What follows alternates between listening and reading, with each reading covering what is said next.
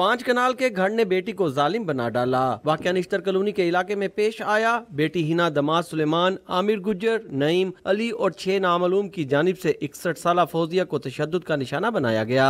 گھر میں لگے کیمروں نے تمام حقائق دکھا دیے۔ متاثرہ خاتون فوزیہ کا کہنا ہے کہ میرے اپنے ہی لینڈ مافیا کے ساتھ مل کر قبضہ کرنا چاہ رہے ہیں۔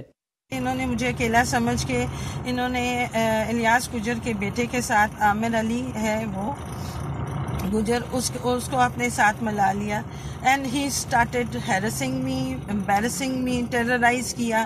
ایف آئی آر کے مطابق واقعے کے دوران نامزد ملزم عامر گجر خود کو ایم پی اے الیاس گجر کا بیٹا ظاہر کرتا رہا، جبکہ ڈی آئی جی انویسٹیگیشن کہتے ہیں کہ واقعے کی مکمل تحقیقات کی جا رہی ہیں۔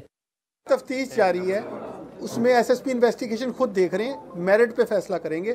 پولیس کی جانب سے متاثرہ خاتون فوزیہ کا میڈیکل کروا کے تھانہ نشتر کالونی میں مقدمہ درج کر دیا گیا ہے۔ جلد تمام ملزمان پولیس کی گرفت میں ہوں گے۔ کیمرہ مین عدنان اقبال کے ساتھ وسیم ریاض، ڈون نیوز، لاہور۔